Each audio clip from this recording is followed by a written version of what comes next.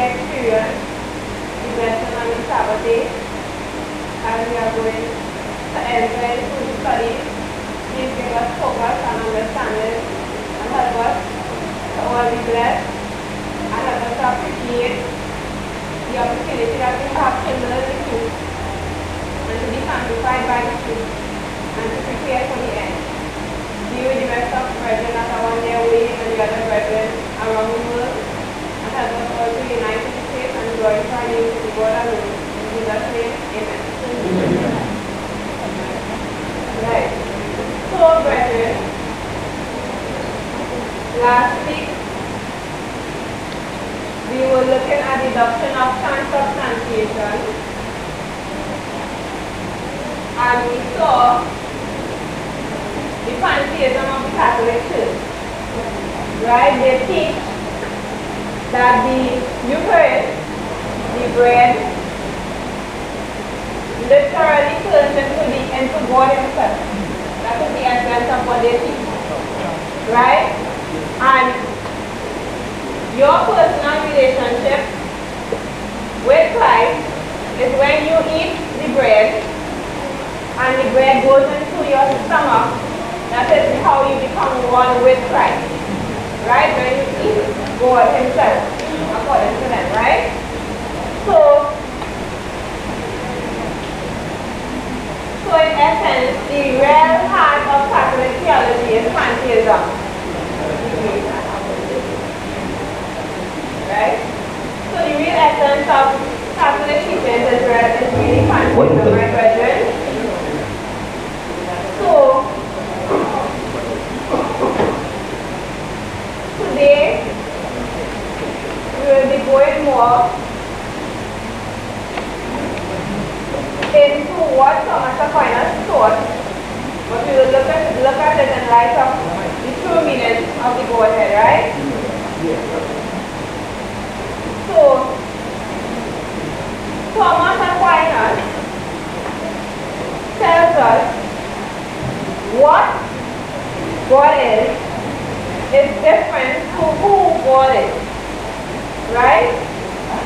He thought that what God is different to who God is, right? So I'll just read a small quote. This is taken again from an Aquinas reader, page 430.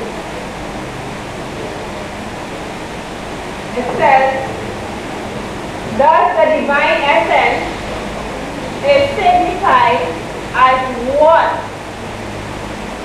and the person as who. So Thomas Aquinas is saying that the essence of God, what is the divine essence? The essence of God is referred to as what? That is why his childhood question was, what is God? Right? So the divine essence is the what, and the person in which the divine essence pervades is the who. So according to Thomas Aquinas, what and who is two different things. So when it comes to finding out about God, the question is not who is God, the question is what is God, right? And according to Thomas Aquinas, that is answered in the doctrine of the Eucharist. Since the Eucharist literally turns into the essence of God himself when he preaches the prayer, then when he took part of the communion, he experienced what is God. The divine essence of God in the Eucharist, he entered into his mouth and in his stomach, and he became one with God. And the essence, brethren, that is really pantheism, right? And that shows that the person who eats the Eucharist becomes a God. Because if it is, God is an essence, whatever that means. And when the priest says a prayer, the host itself turns into God, so there's some kind of essence in the host that makes it turn into God. Then when you eat of the Eucharist, and that becomes one with you and your blood and your body, then it means that that essence in the Eucharist becomes part of you. And then that would mean that you also become a boy. Right? And that is not a new teaching for them. They actually claim that the priest are with the God. And the priest, when the priest says that prayer in the Mass, the priest is the creator of the creator. Right? So, in the essence, the whole heart of Catholic doctrine is really the doctrine of Satan, translation. That creation is God. Right? So, last week, I wanted to show you a video. There's a guy called Steve Ray. There's a guy called Steve Ray, and he is a spokesman for the Catholic Church, right? And he goes all over the world, and he defends Catholic theology.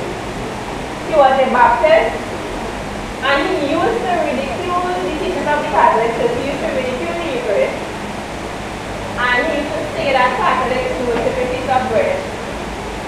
But somehow, he converted to Catholicism, and he's now defending the teachings of the Catholic Church. So just listen to this short, it's an audio clip with just his picture. Right? The picture is of him. Listen to how he defends the doctrine of the Eucharist. Right, brethren?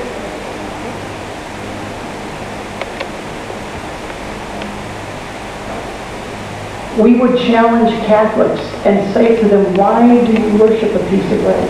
Don't you understand that you're intelligent people? Some of you are even college educated, and yet you worship a piece of bread. That's not intelligent. I was convinced Catholics didn't have a clue, and most don't. And so when we started to look at this whole idea of being Catholic, it was totally bizarre to us and absurd to us at first. We would have said to you about this Eucharist, we called it a cookie Christ. We called it a graven bread. I even have a book at home still. I have the best anti-Catholic library of anybody, by the way, on my shelves. I have 20,000 books in my house, and a whole bunch of them are anti-Catholic books because it's good to study those and keep up on what the opposition teaches. And I would have said that this was a cookie Christ. A graven bread. There's a book on my shelf called Graven Bread. Why? Because we are told never to make a graven image. And what do Catholics do? They take a piece of bread and they make it a graven image, graven bread, and they put it on the altar. And they bow and they worship this. Now, if I had come here before, I would say to you, not only is it, for many educated people, not only is it stupid, but it is also idolatrous. You are to worship God alone. Why do you worship a piece of bread? But there's really only a few alternatives. I'd go on like a Baptist preacher if I could, but I got to cover the good stuff here. There's really only a few alternatives of what really takes place and happens on this altar, what we experienced here for those who were here for Mass an hour ago. And it's like a sliding scale. At one end, we say that it is the body and blood of Christ. On the other end of the sliding scale, the other alternative we have is to say that it is a piece of bread. There's not a lot of wiggle room in between. It's one or the other. Now the Lutherans come along and say, well, it's consubstantiation, which means the presence of Jesus is with the bread. We, of course, say transubstantiation. Wasn't defined until after the 1200s. Doesn't mean it was invented in the 1200s. It was simply defined in the 1200s and given a scientific explanation. Transubstantiation means trans means change, substantiation, substance, a change of substance.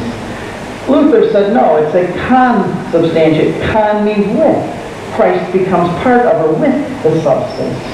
But in the big scale of the picture, you only have two really alternatives. It either is a piece of bread, which if that's the case, us Catholics are idolatrous, and we are stupid, and we are foolish, if it is only a piece of bread. Let's face it, if that's a piece of bread on the altar, then we're foolish to come here and worship it, and eat it and think we're eating Jesus. But on the other hand, the other alternative is that it is Jesus.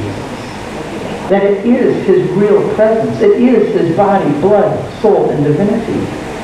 Now, if it is only a piece of bread, we've already talked about the implications of that for Catholics. We're foolish and idolaters. But on the other hand, if it is Jesus, what about my old position that I am mocking and making fun of and ridiculing one of the greatest, if not the greatest gift of God that He's given to us in His church in the world, Himself, to eat, and we are what we eat. So you have these two drastic contradictions, and everyone in the world has to make a decision on which one it is, whether they like it or not. And if they're apathetic and just make a decision not to believe it by default, guess what? They've still made a decision that they believe that it is not the body and blood of Christ. And we, by faith, and for good and substantial reasons, it's not just because we have faith. Believe me, this does not become bread and wine because we believe it does. We believe it becomes bread and wine because it does. Our belief and faith doesn't make something come into existence. We believe it because it already is in existence. What happens on that altar is objective reality. It happens whether we believe it or not. What we believe it, and there are good and substantial reasons why we believe it. So I want to get into a little bit about the Protestant Reformation and what happened there. For the first 1,500 years, everybody believed that what happened on this altar was real and substantial, and the bread and the wine became the body and blood of Christ. In my book, Crossing the Tiber, the last one-third of that book deals with the Eucharist from the Old Testament and the New Testament and the first 5 centuries of the Church, and I show that there was a continuity all the way through. There was no broken line of continuity. It was the body and blood of Jesus, even to the point where Tertullian said in the 3rd century that if a piece falls on the ground, everybody is in distress. What do we do? It fell on the ground. You don't get worried about a piece of bread falling on the ground. It happens at our house all the time. We have 3 grandkids living there with us. Not just bread gets thrown on the ground, everything does. It's no big deal. But why did Tertullian? Why did the early Christians? Why were they so upset if a piece of the Eucharist fell to the ground? Because from the very beginning, the very first Christians believed that this was the body and blood of Christ. It's no longer bread. And in my book I have a little chapter called A Short History of the Resistance. It's short because there was none. Everybody believed in that. It didn't come about until what we call the Reformation, but what I refer to as the rebellion. And I was part of the rebellion. That's why I got the right to call it that if I want to.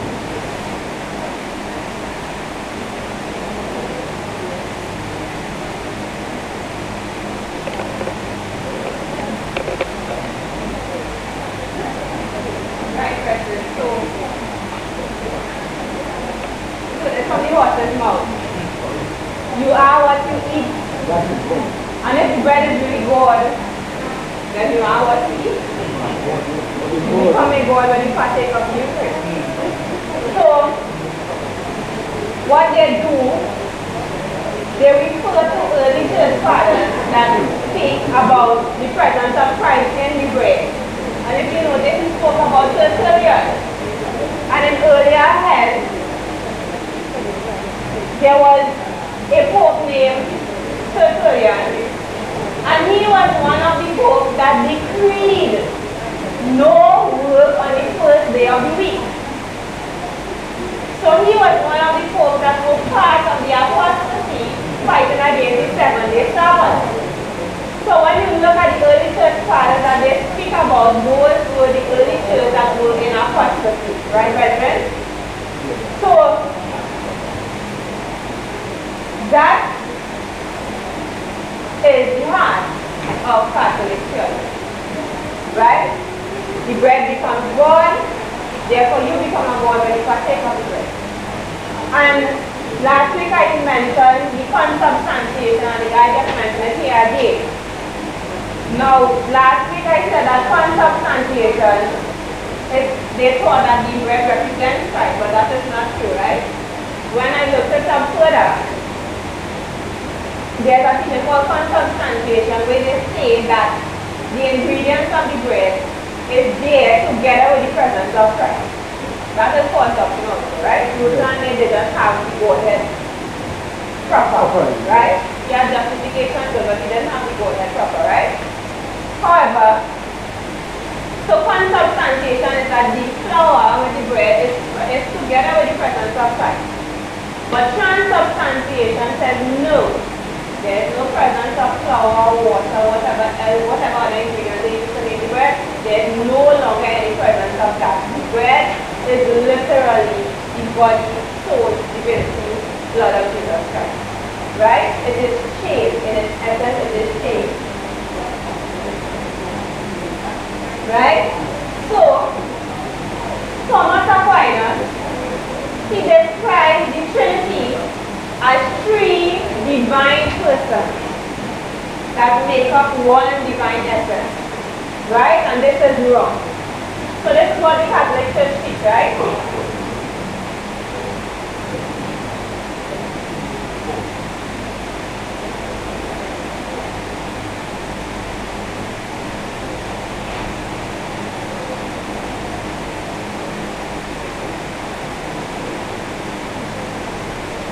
Right? They teach homoousia, which means substance or essence. Right? Our picture graphic in your mind that you can do is as if you make juice, you put essence in it, and the essence it just pervades the whole mug of juice. It's like that. So whatever they perceive God to be, God is some kind of substance or essence. They do not view God as invisible, one, divine, spirit, nature, love, as we believe and as the Bible teaches. Right? They view God as a substance or a essence. Right? So according to Thomas Aquinas, the Trinity is three divine persons. Right? Three divine persons that make up one divine essence. So there's the Trinity,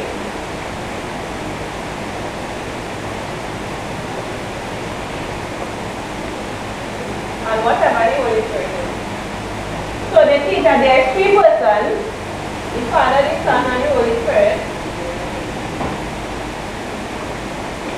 But they teach that there is one God, one essence that pervades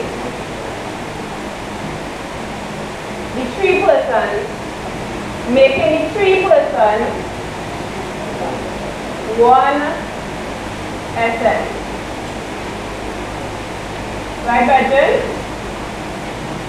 That is what they teach.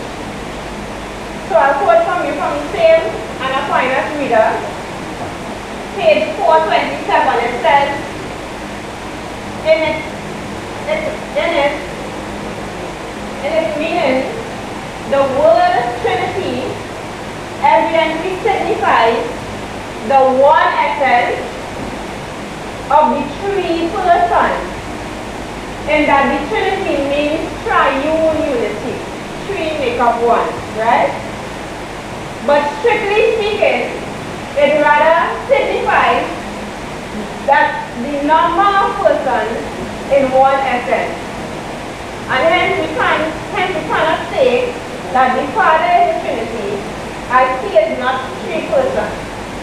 So they don't teach one God in three persons. They teach the three persons make up that one divine essence. Right? Quoting from the same book, page 428, it says, Saint Hilary says in the same place, we exclude from God the idea of singularity or uniqueness. So when it comes to God, there is no singularity, there is no oneness about God, right? It continues, it says, we do not say the only Son, for there is no plurality of sons in God. But we do not say the only God, for the Godhead is common to several. So they don't say the only God. God is not singular. God is plural. He is one in several, one in many, right? He pervades the three persons as an essence, right? So therefore, since the Pope is God on earth, and the priest are little God, then they believe that when they say that prayer, this one essence is now the Eucharist. God is now in the Eucharist because they believe that since they are God, that they could create the Creator. Right? So that is why, because of this one essence teaching, they believe that that same essence could pervade the Eucharist. Right? But however, the real fact about the three persons of the Godhead as taught in the Bible teaches us that God is what? God is what? What? Dwelling where? In three persons. That's what the Bible tells us. Right? So let's look at that. Let's start with James chapter 2 and verse 19. James chapter 2 and verse 19.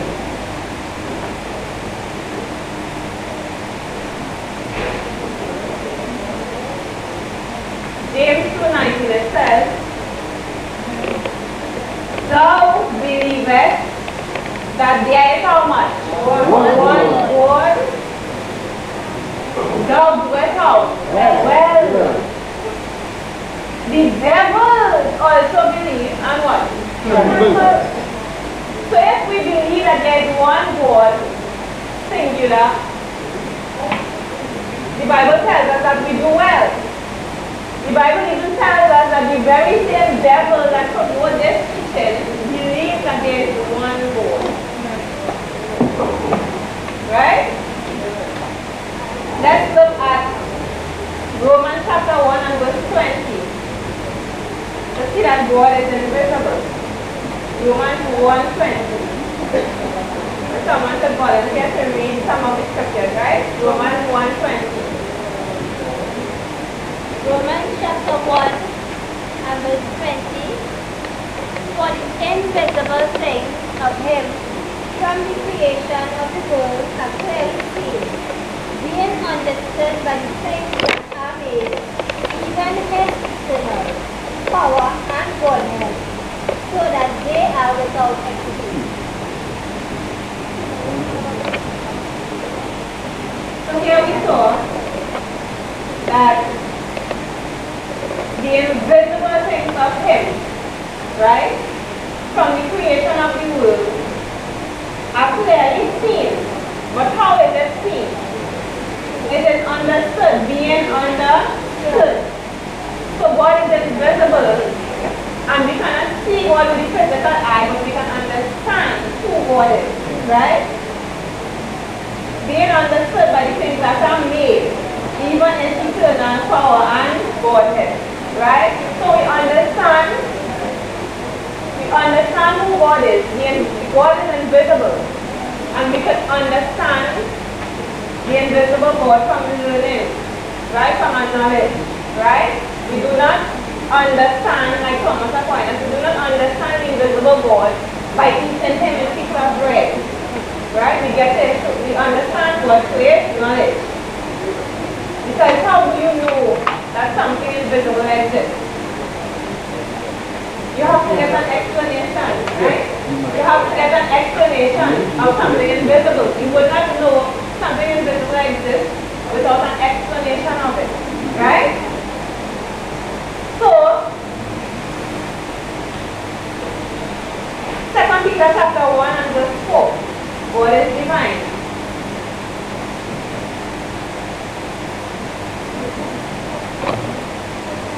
Second Peter 1:4.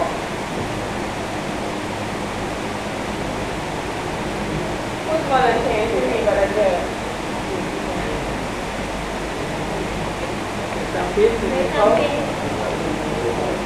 Second Peter chapter 1 and verse 4.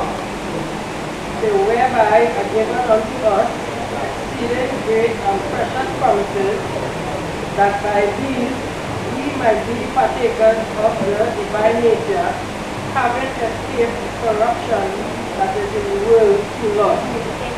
Right. So here we see that God is divine. right? We become partakers of the divine nature. And we are told also in the scripture that we become partakers of the divine nature, escaping the corruption that is in the world through love. How do we escape the corruption that is in the world? Through justification, right? God makes you righteous. So we become partakers of the divine nature through justification, right? So we do not become partakers of the divine nature through eating the Eucharist, right? It is through justification. John chapter 4 verse 24, God is spirit. John chapter 4 verse 24, it says, God is spirit, and they that worship him, but worship him in spirit and in truth. Amen. So here we see that God is spirit. Luke chapter 24 verse 36 to 39. Luke 24, 36 to 39. Someone will read this and explain.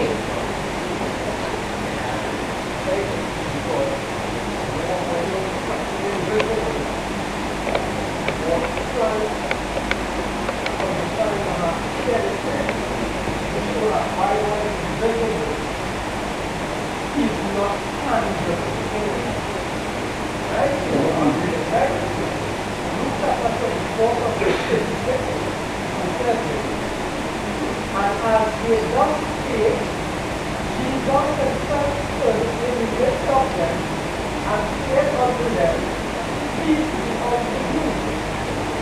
But they were terrified and affrighted, and supposed that they had seen a spirit. And he said unto them, Why are you troubled? And why do thoughts arise in your heart? Behold my hand and my feet, so you can behold it, see it. That it is I myself. Handle me, so touch me. Right? Touch me and see. For a spirit has not flesh and bone as you see me have. So here Jesus is saying to the disciples, as they get frightened when they see him appear to them, after he was resurrected on the cross. And he was telling them, you know, a spirit, you cannot see a spirit, and you can't then you can see. So which spirit that God is not tangible. So why they can't see here, it is something. God is not like that. And God is not tangible. He's only understood by revelation. Right? Amen. Amen. So hence God cannot be some kind of what? Essence or substance. Right? It cannot be eaten. Right? And so being a summer. So for example, like here, the chat here in a box. You can't see it while you're here. Right? Because even if as you're saying language, if a dog eats the hose that fall on the ground, then the dog will become God because the essence is the hose. When they eat something, would they say that it's a system? And that the system breaks it out and sends it into a bloodstream. And the bloodstream goes into your muscles and your brain, and that is how your muscles will grow and your body grows. So if what is in that really becomes God, that is confusing. Yes, God in your bloodstream. And if it goes to the toilet, the pastor in the toilet, then God goes to the toilet. Right? So brethren, it is called doctrine. So, someone can read Galatians chapter 4 and verse 8. So God is God by nature.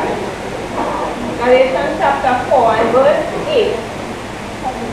By nature he is God, and nature doesn't mean the trees outside. That's not what we are speaking about. Nature in terms of, we have human nature, what we are made up of. So, God is God by nature, what he is made up of. Right? Read louder. What did you say to read it? How bless them that he knew not God, this children of them by nature and God. So when people don't know God, they do service to false God, which by nature, because of how they are made up, which by nature are what? No God. So it shows God is God by nature. Right? In his makeup, what he is made up of, who he is different to creation. Right? And last point I want to read 1 John chapter 4 verse 8 and 16. 1 John chapter 4 verses 8 and 16. God is love.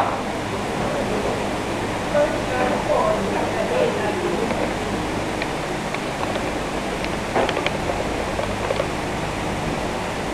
He that loveth us let not God, for God is love. And we know, and we have known, and believe the love that God has towards us. God is love, and he that dwelleth in love dwelleth in God, and God in him. Amen. Right, so here we see that God is what? Love. And when it says God is love, it is not speaking about the feelings that flow in your body. The feelings that flow in your body is affection, right? So your feelings is not God. You would also be speaking for Jesus, right? Because the moment your affection flow and you say you love, then you are saying that your affection is good, and therefore you is good, right? So love is principle love. The word is agape, right? Principle love, and this is who God is, right? So true love is showing God, or having God dwelling in you, and showing God to others, right? That is true love, right? So here we see that God is love. So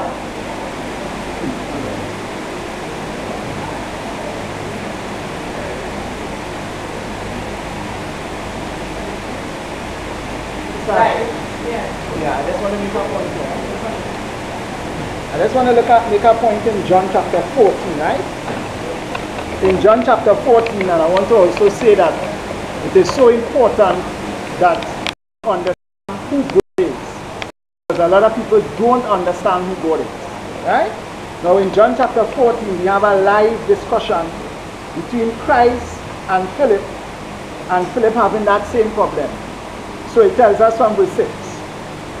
Jesus said unto him, I am the way, the truth, and the life. No man cometh unto the Father but by me. If you had known me, you should have known my Father also. And from henceforth you know him and have seen him. Philip said unto him, Lord, show us the Father, and it satisfies us. So his idea is he's looking for some physical being to say that that is God. Here Jesus' response now. Jesus said unto him, have I been so long time with you, and yet hast thou not known me, Philip? He that hath seen me hath seen the Father. How sayest thou then, show us the Father? In other words, and we definitely know that when Jesus says, if you see me, you see the Father, he wasn't talking about the body we have. The body that would get tired, you would feel hungry, you'd have to go to the toilet. So the body of Christ is not God. But when you go on later down in the verse, he also says this. He says, believest thou not that I am in the Father, and the Father in me? The words that I speak unto you, I speak not of myself, but of the Father that dwelleth in me. He doeth the works. So you see the words, which is the truth content of what Christ is speaking. The truth itself, that is who God is, not a form and a shape. Amen, brethren?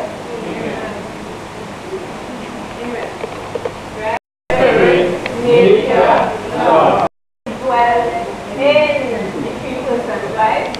The three persons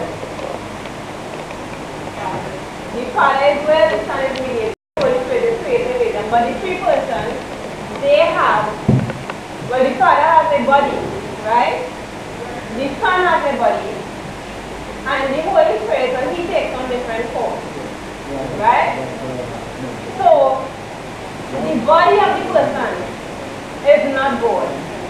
Right? Because God is not an essence. If God were an essence, and he dwells in the bodies, and that essence pervades the body, then that is how the three persons would be God according to the Catholic Church.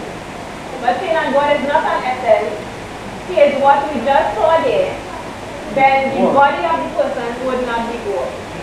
Right? So and this is testified of by the body of Jesus. So let's look at two examples that we can see the body of Jesus. John chapter 19 and verse 30. John 19:30. The body of Jesus, Jesus had infirmity. And God doesn't get tired, God doesn't get hungry. Right? So John chapter 19 and verse 30. It says, when Jesus therefore had received the vinegar, he said, it is finished. And he bowed his head and gave up the spirit. So here, the body of Jesus died. Can God die? No, God is invisible. So if God was an essence pervading everything, then when Jesus died here, it would mean that God died. But seeing that God cannot die, then it would mean that God was dwelling in Christ. 2 Corinthians 5:19. God was in Christ. Let's look at 2 Corinthians 5:19.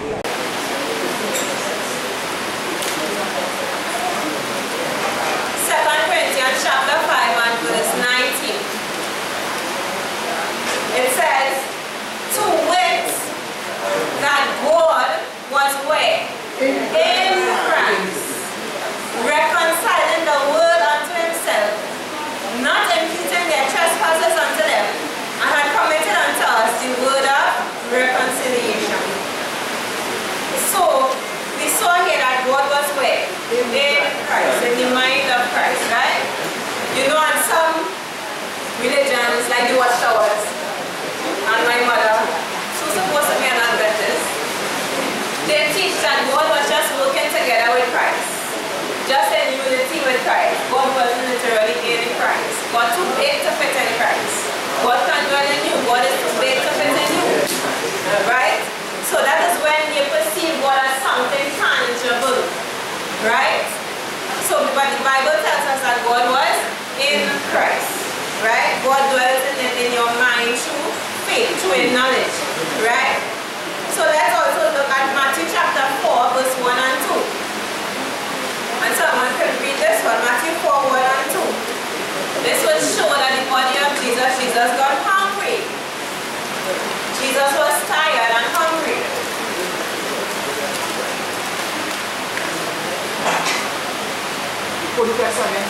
Matthew chapter 4, verses 1 and 2.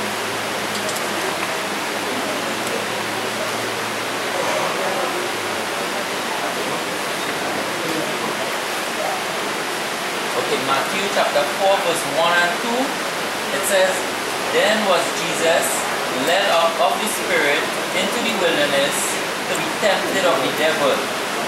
And when he had fasted 40 days and 40 nights, he was afterward and hungered. So he did get hungry. So Jesus got hungry. Right? Because he had a body like us which had infirmities. He was tired, he was hungry, he went to the toilet, the body died. Right? So, but God doesn't have those infirmities because of who he is in here. He doesn't get tired, he doesn't get hungry. Isaiah tells us that he doesn't, the creator of the earth, he doesn't faint and he neither is weary. Right? So, there are not three divine persons making up one essence. There is not three divine persons making up one essence. But rather there is one God who is spirit and who is invisible, and he dwells in the three persons. Right? So, let's look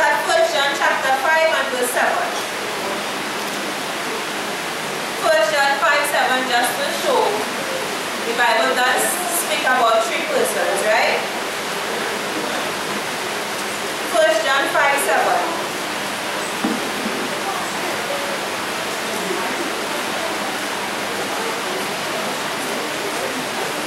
John 5:7, it says, for there are how much? Three that bear record in heaven, the Father, the Word, and the Holy Spirit.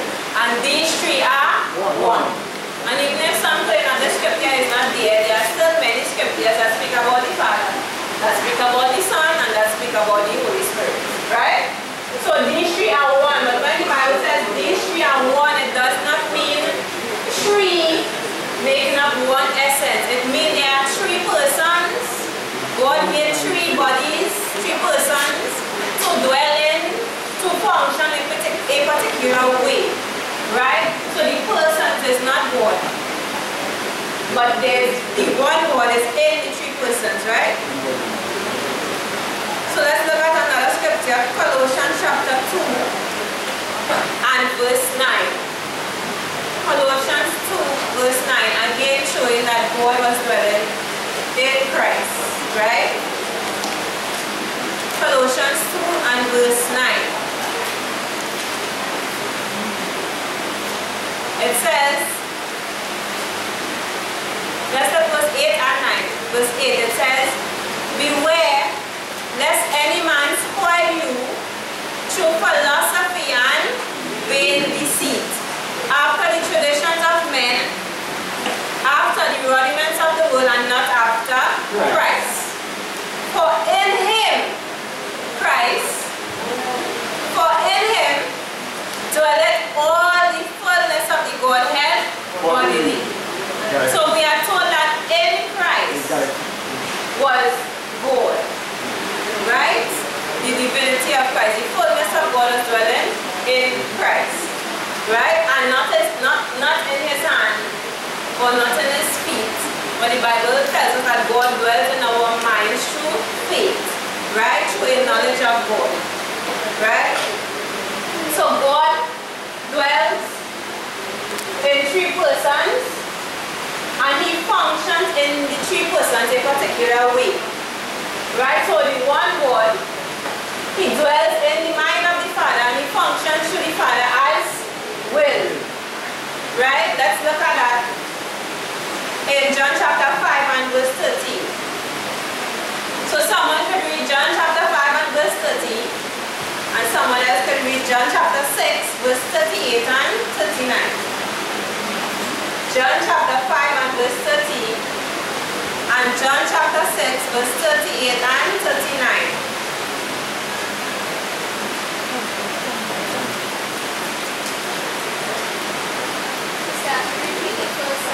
John chapter 5 and verse 13.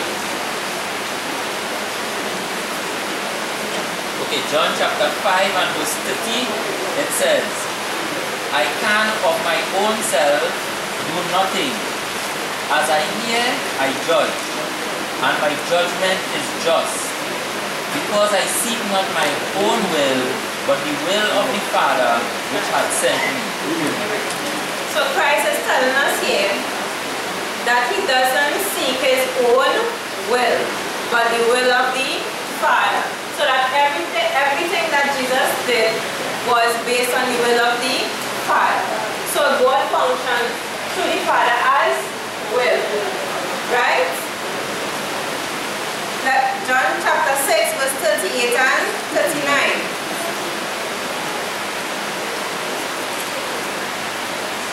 John chapter 6 verse 38 and 39.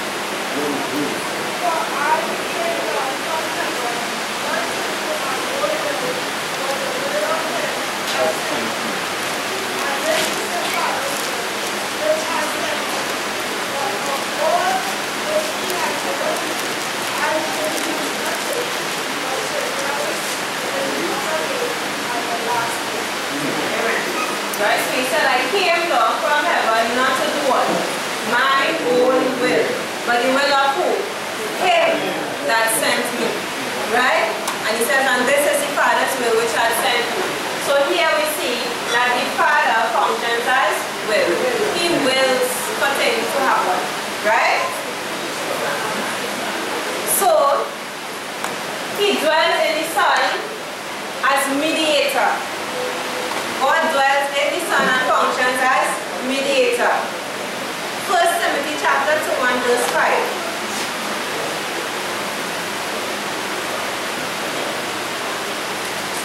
1 Timothy chapter 2 and verse 5.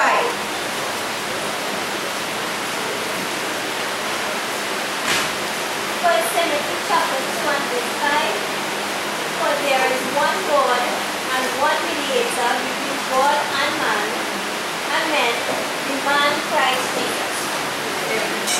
So we see that Christ operates as mediator. Right? So God is dwelling in Christ, and Christ holds the office of mediator. Right? So God has been mediated through the second person. Look at Hebrews chapter 12 and verse 24. Hebrews 12:24.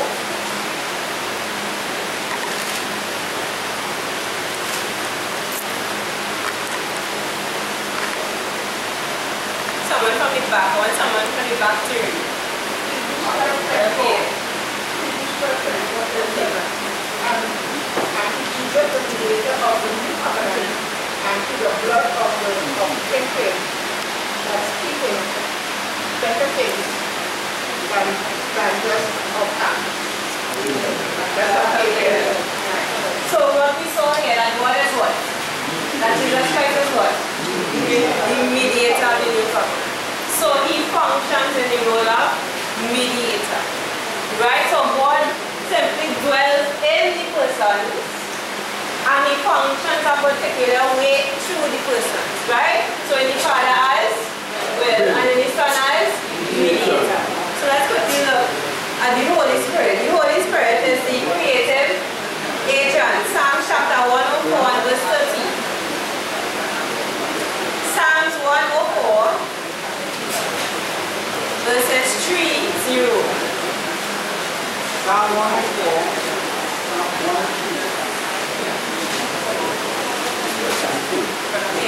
Psalm 104 and verse 13.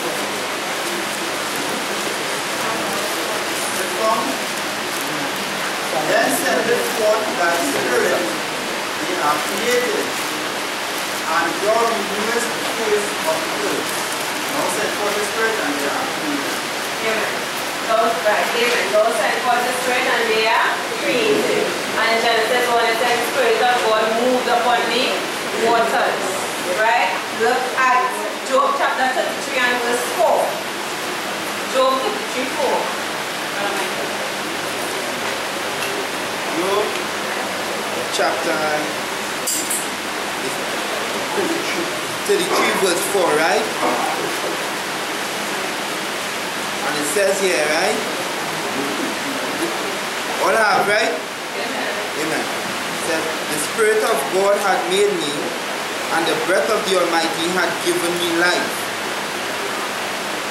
Amen? You can also give an explanation when you read the scriptures. So we see that the Spirit of God had made me. So the Holy Spirit functions as what? The creative agent. Right? But the offices, the office of will, the office of mediator, and the office of the creative agent are the offices of God. Right? Look at Hebrews chapter 10 and verse 7. Hebrews 10:7. The offices are the offices of God.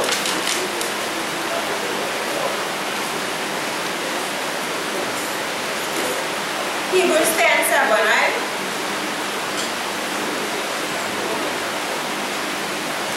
It says, then said I, lo, I come. This is Christ, right? The second person.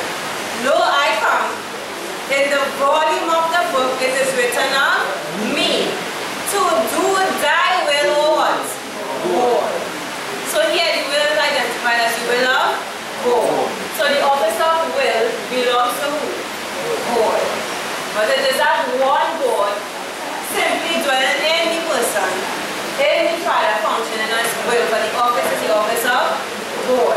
Right? Look at Romans chapter 8, verse 26 and 27. 26, 27 and 34. 26, 27 and 34. It says, likewise, the Spirit also helpeth our infirmities. For we know not what we should pray for as we ought, for the Spirit itself maketh intercession for us. So in this verse we see the Spirit doing what? Making intercession. Right?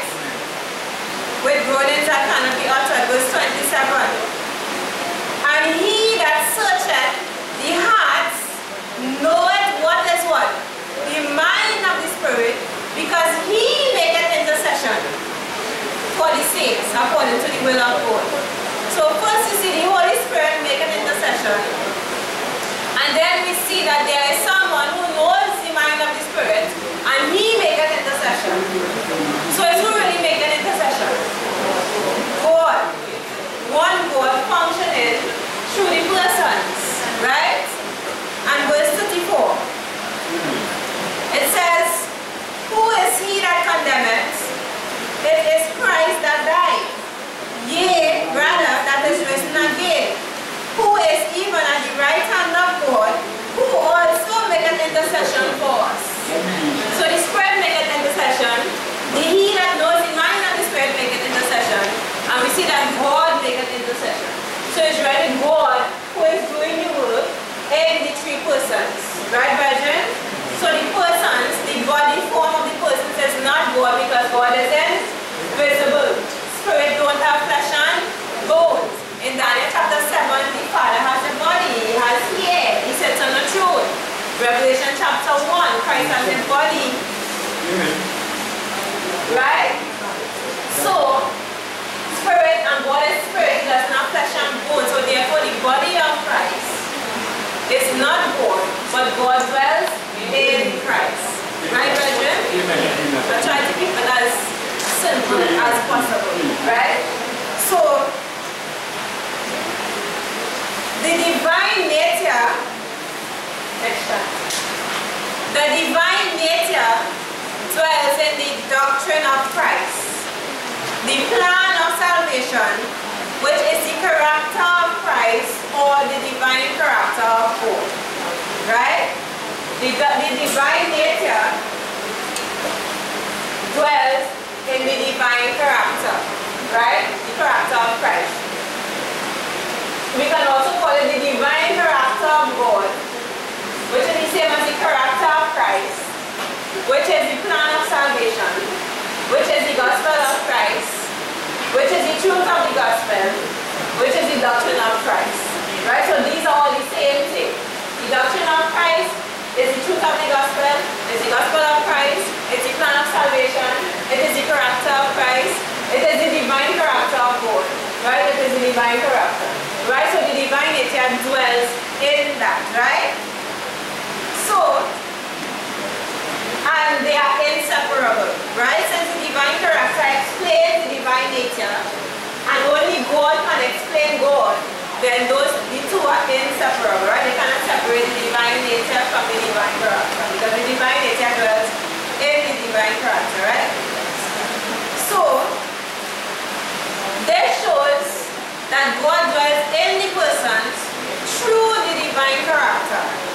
Thus they are identified as God. So that is why you would say Jesus is God. Why? Because God dwells in him through the divine character of God. Right? The character of Christ. Let's look at 2 John verse 9. 2 John 9. God, the divine nature, dwells in the doctrine of Christ.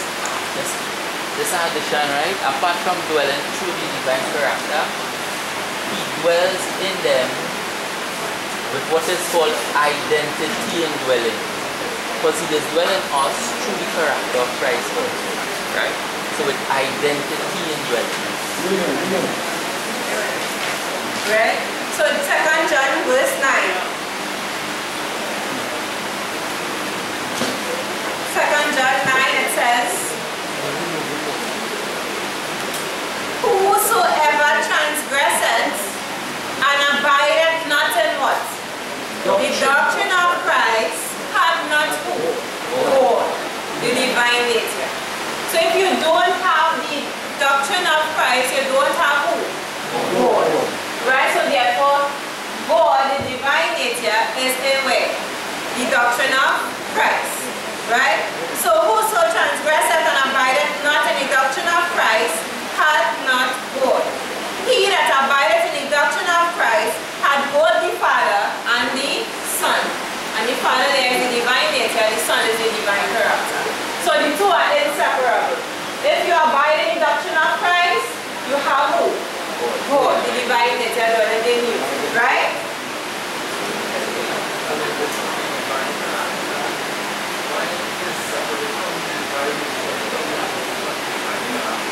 Yeah, we're going into more. Right?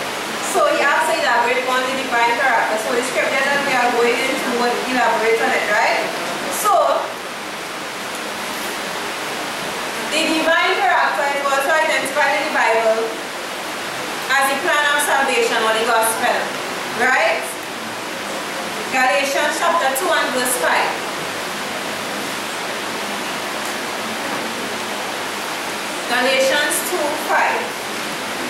The divine character is also identified as the gospel of Christ, the plan of salvation.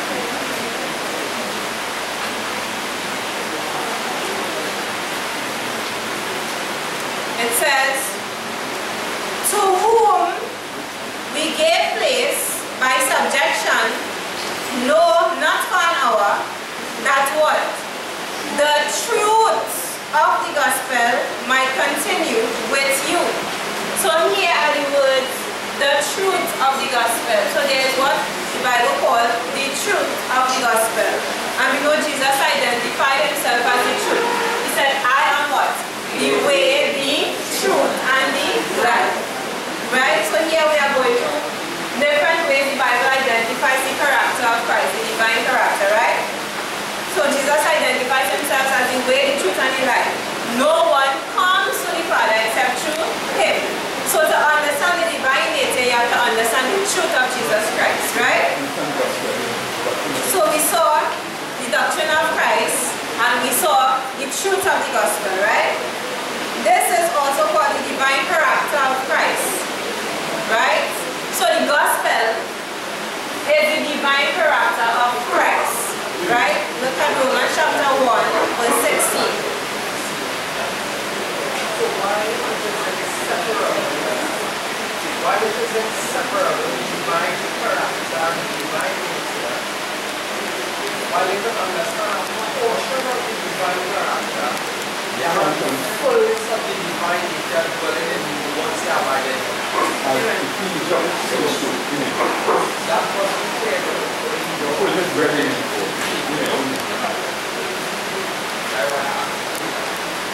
No problem. Right, so, okay, right? So, brethren,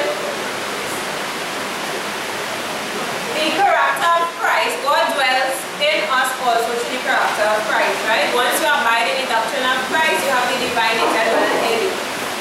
God also dwells in Christ through the same knowledge, the gospel, through the same faith, right? Through the same divine character. But the difference with Christ and us is that what Brother Samuel identified as identity in God. Right? We are not revelator to all. That is not our purpose. God did not will for us to function that way. But Christ identified himself as he being the truth, the way, and the life. So he is the revelator to all.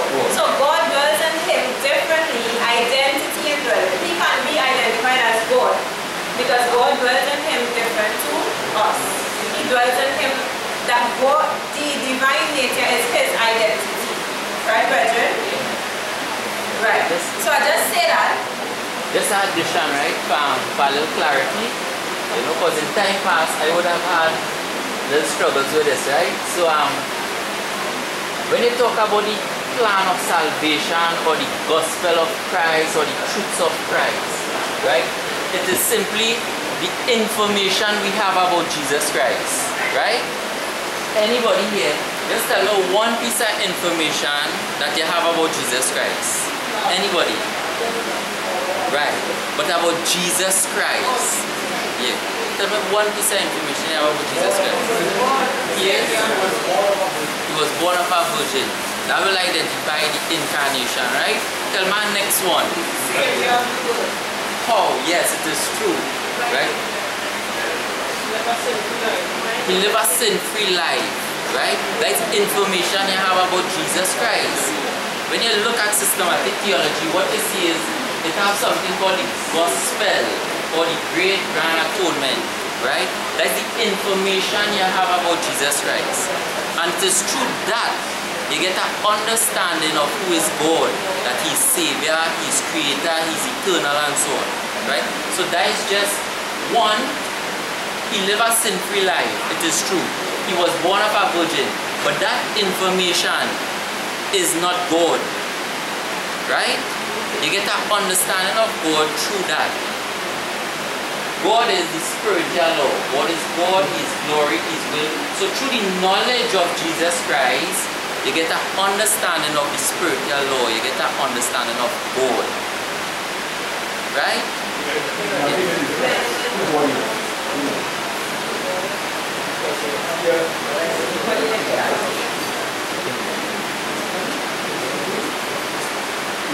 Right, Bridget, right. So,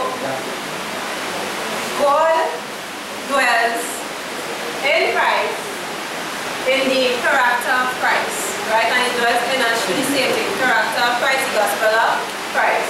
And whilst we receive portions of the character of Christ, we receive the fullness of God dwelling in us as well, right? But the difference with Christ and us is that Christ has God as His identity.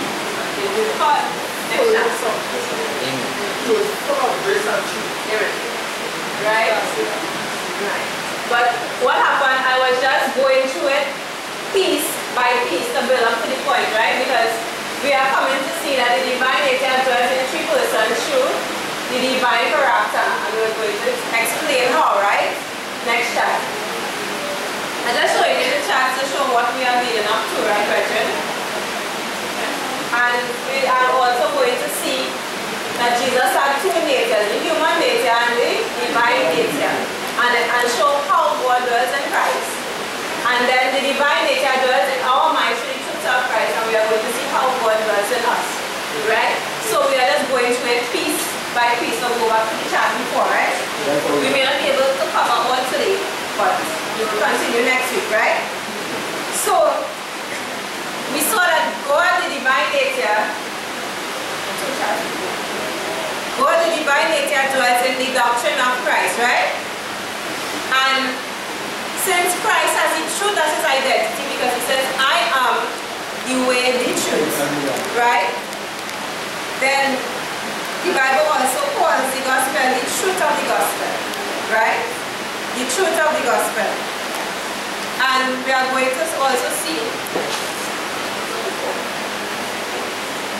right? Let's look at Romans chapter 1 verse 16. Romans chapter 1 verse 16. Right? So the gospel of Christ is the divine character of Christ as well, right? Romans 1:16. It says, for I am not ashamed of what? Gospel of Christ. For it is what? Power of God unto salvation. And the good power there is dunamis, and it is the science of God. So we are being told that what God uses to save us is the gospel of Christ. Right? It continues. To everyone that believeth, to the Jew first and also to the Greek. For therein what? The gospel is what? The righteousness of God revealed from faith to faith, as it is written, the just shall live by faith. So here we are being told there is the gospel of Christ. And God uses the gospel of Christ to save men. righteousness of, right? So the divine nature dwells in what? The gospel of Christ, right? It is the divine character. It is the divine character, so we call it the divine character because it is only the explanation of God. And only God can explain God.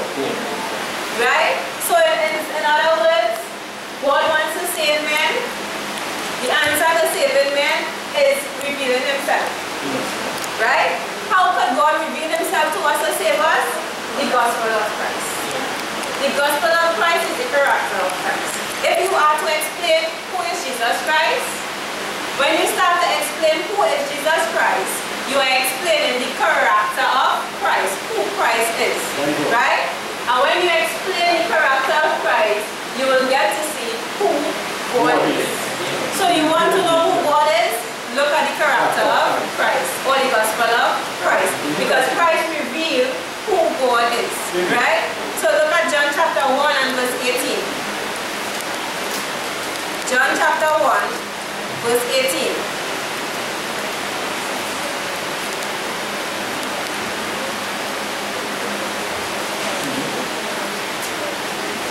John 1:18, it says, no, the word for man there is one, right? So no one had seen God, not ever. So not angels, no beast, no man. No one has ever seen God, not ever, right? It says, the only begotten Son, which is in the bosom of the Father, he had what? Declared him, or the word is reasonably explained him. So we are being told no one has ever seen God. No one can see God. He can't see God. He's invisible. Right? His nature is unseeable. You cannot see him. He's invisible, right? So no one has seen God. But we are being told that the Son, the doctrine of Christ, the gospel of Christ, the character of Christ, the Son explains or reasonably explains to us who God is. Right?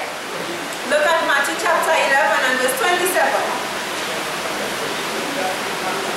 Amen. Only God can explain God. Because if Jesus was something different, like how the worshippers say, the Father is the Almighty God and Jesus was a created God and a son God. Yeah. Right? So, and if God is invisible and Jesus is some other God, then how could that some other God who have a form and shape could explain that something that is invisible? Right?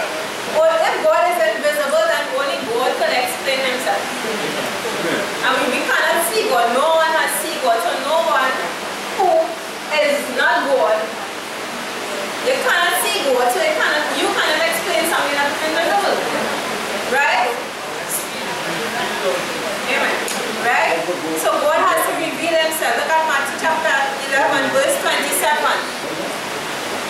Matthew 11:27. It says, all things are delivered unto me of my Father, and no man knoweth the Son but the Father.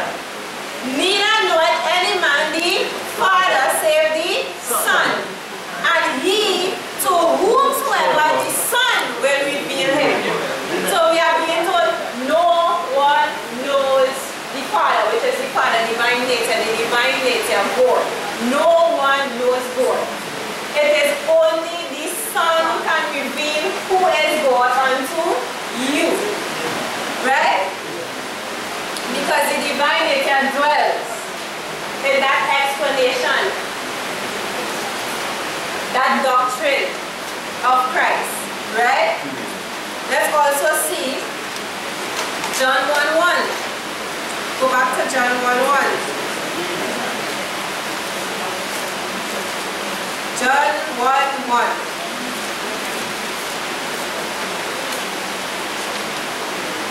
So, some time ago, a long time ago actually, Brother Declan and I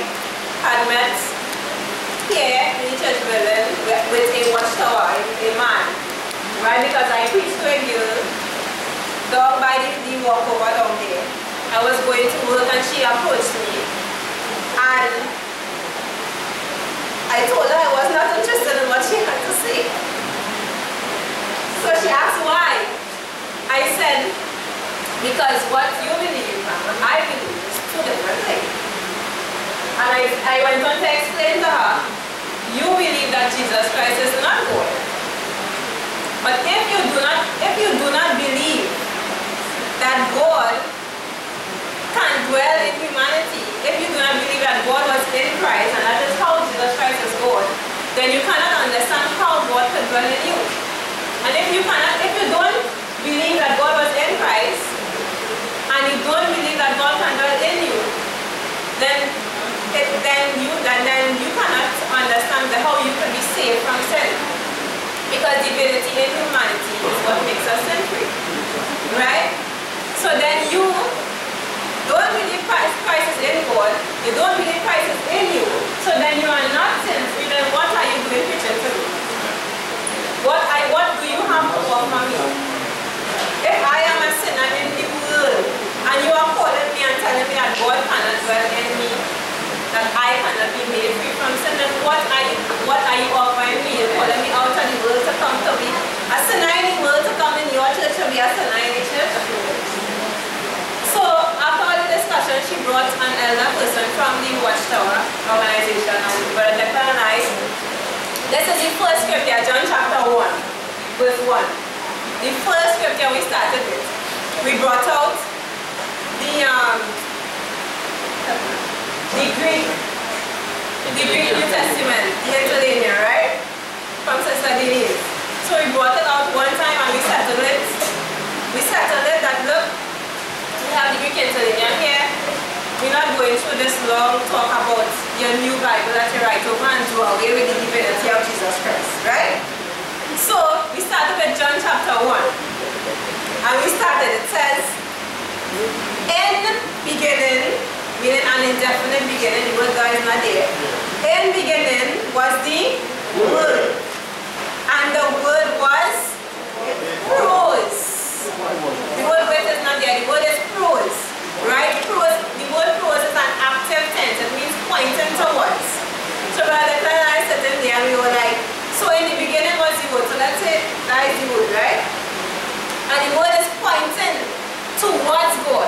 So I started to point for the Declan. So you get the idea that there is the word pointing towards something. And then it says, and the word was God. So where he would point to? Himself. So that is what that scripture shows.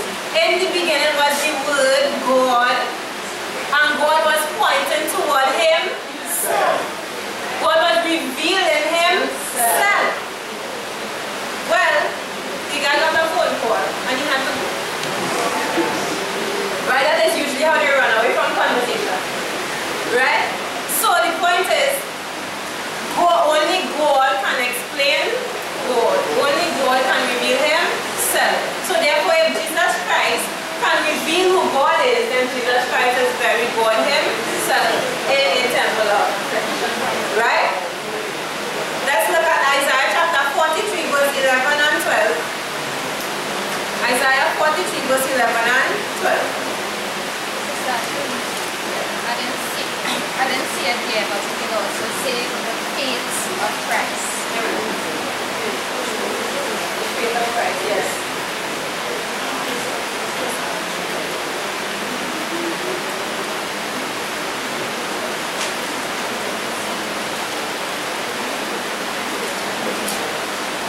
That's not right, Roger.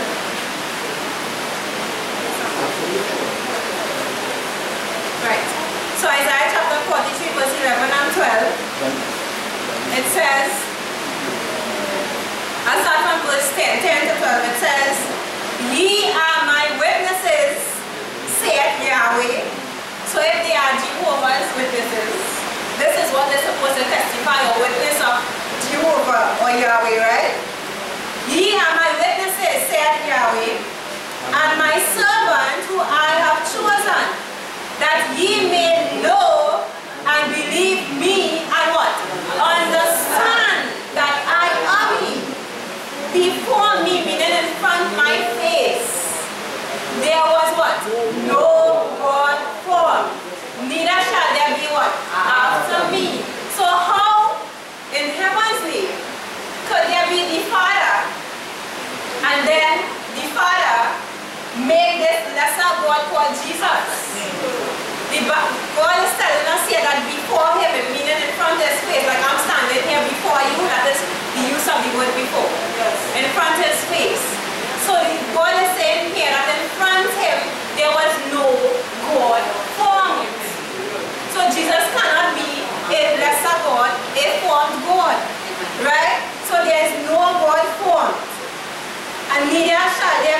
after me. It says, I, even I, am Yahweh, and besides me there is what? No Savior. So how Jesus could come and say he is the Savior if Jehovah said, besides me there is no Savior? Jesus lied. Right? So, verse 12 it says, I have declared and I have what? Showed. I have declared, I have saved, and I have showed. When there was no strange God among you, that ye are my witnesses, said Yahweh, that I am God. So here God is saying, he has declared, he has showed, he has always showed that he is God alone, and there is none other God besides God. So if there is none other God besides God, then it is only God can explain God. So if Jesus Christ comes now on the scene and says, hey, no one can come to the Father except through me, so only I can explain who God is, then it would mean that Jesus Christ is who? God. Not the body of Christ, but the divine nature is dwelling in him. He has the divine nature in him bodily. Mr. Adam. John chapter 14, verse 6. Jesus said unto him, I am the way, the truth, and the life. No man cometh unto the Father but by me. So Jesus explained God and himself is God. Sorry, what's that? Jesus explained himself and God as God. Amen. Amen.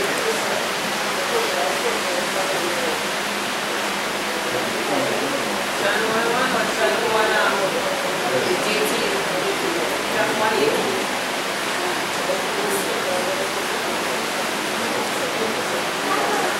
So someone sent me here 1 Samuel, to wrap up, right, brethren? 1 Samuel chapter 3, verse 7 and 21. Let's look at what it says. 1 Samuel chapter 3, verse 7 and verse 21.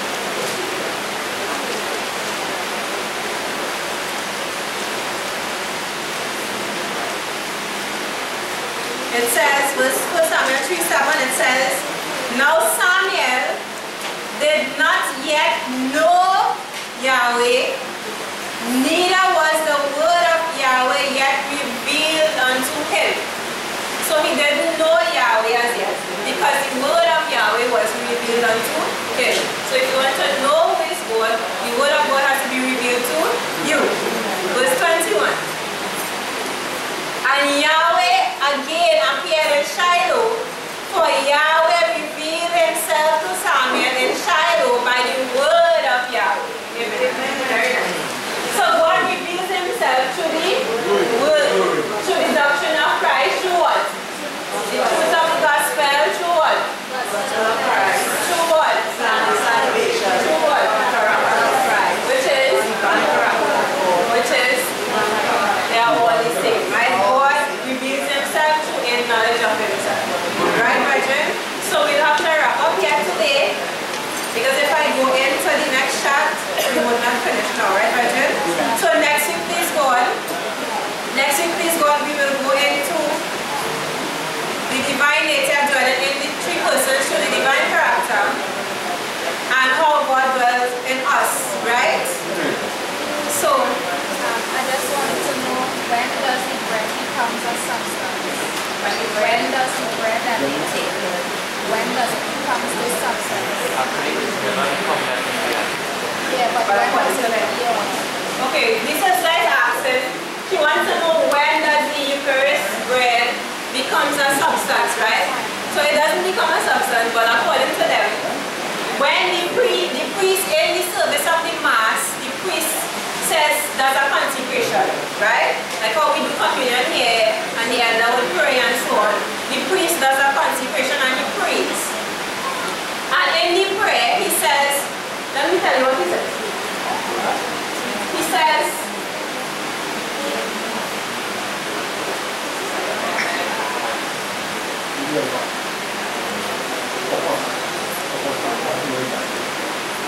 it means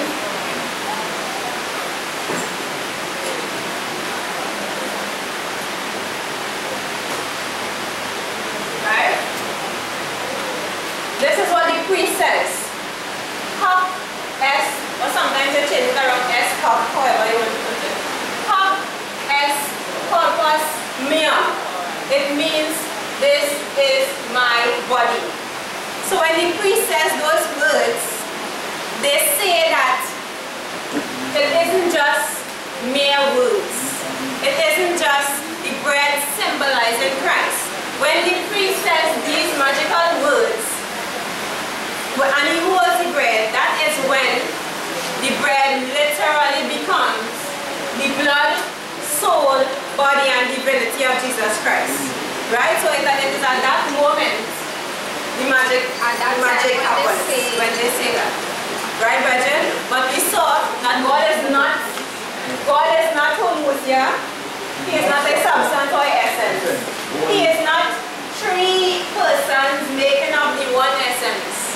Therefore, when the priest says this prayer, God doesn't dwell in that piece of white cloth. Right? God dwells in the character of Christ, in the doctrines of Christ. So when we partake of the doctrines of Christ, that is how we get God dwelling in us, not through the white bread, right, brethren? So we have to close today and continue next week. So let's all bow into a word of prayer. O Yahweh, who art God alone, that one God that dwells in three persons, that one divine spirit nature who is love that dwells in our minds through the gospel of Christ. Thank you once again for these wonderful truths. Help us to appreciate it, though simple it may be, but it is these truths that will save us from many deceptions. It is these truths that will save us from spiritualism and miracles. So help us, Lord, to appreciate it, appreciate you dwelling in us through the faith, and glorify you to be God alone, and fight against the office of Satan on this earth in the form of the papacy, who claims to be God with you.